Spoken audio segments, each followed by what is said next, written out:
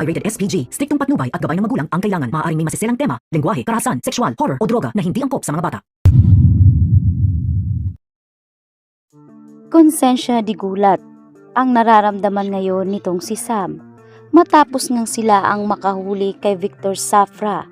Subalit si Gabo naman ang nagsumikap para mahuli ito.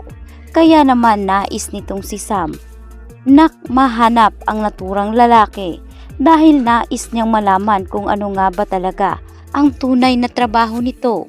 Kaya naman makailang beses nga siyang naghanap ng paraan, ngunit hindi niya pa rin nakita ang pagkakakilanlan. Sa kabilang banda, matindi na nga ngayon ang pangailangan nitong si Gabo at nakiusap na nga siya kay Tatang na pahiramin siya ng pera para maipangpaopera sa kanyang amang si Rudy. Agaw buhay si Rudy ngayon kahit si Betchay ay wala ring nagawa. Tanging ang kanyang pag-iyak na lamang ang kanyang maitutulong sapagkat kapos at wala rin siyang mahanap na trabaho. Kaya sa pagkakataong ito ay kakagat na sa patalim si Gabo. At dito nga sinabi ni Tatang na marami namang misyon ang pwedeng ibigay dito. Kaya sinabi nga nitong si Tatang na kailangan ng makuha ni Gabo ang ginto na hawak nitong si Mr. Chan, at kapag nakuha ito ni Gabo, siguradong papartihan niya si Gabo ng isa sa mga ginto. Kaya naman gumawa na nga ng plano si Gabo mag-isa. Hindi niya na sinama ang kanyang mga tropa dahil natatakot siya na baka madamay ang mga ito.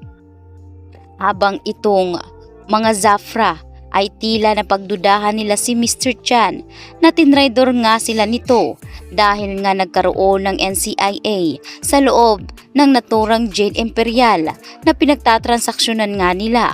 Kaya pinaniniwalaan nga nitong si Lucas na tinraidor sila ni Mr. Chan. Kaya ang plano ngayon nitong si Lucas ay kailangan na ngang itumba si Mr. Chan sa lalong madaling panahon.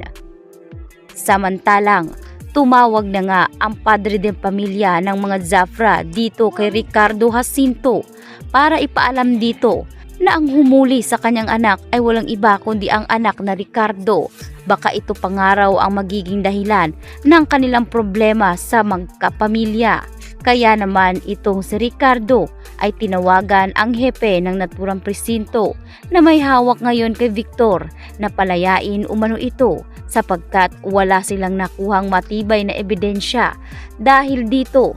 Kaya dismayado itong si Sam nang malaman niya na wala na pala sa kulungan itong si Victor at pinalaya ito.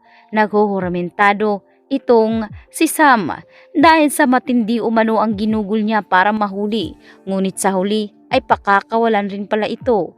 Kaya naman si Sam ay nais niya nang makita itong si Gabo sa lalong madaling panahon.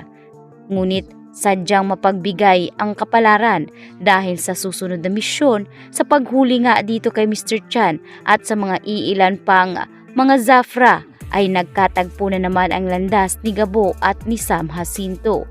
Kaya hinabol ngayon ni Sam itong si Gabo para makipag-usap at personal ngang tanungin kung ano ang kaugnayan nitong si Gabo at bakit hinahanap niya ang mga Zafra.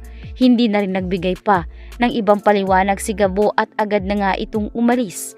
Sinabi nga nitong si Gabo na nakuha niya nga ang mga ginto mula kay Mr. Chan at dinala niya nga ito dito kay Tatang na siya naman ngayong magiging dahilan ng paglago ni Gabo dahil dito ay pinartihan nga ni Tatang si Gabo ng isang bar ng ginto kapalit sa natapos nitong misyon.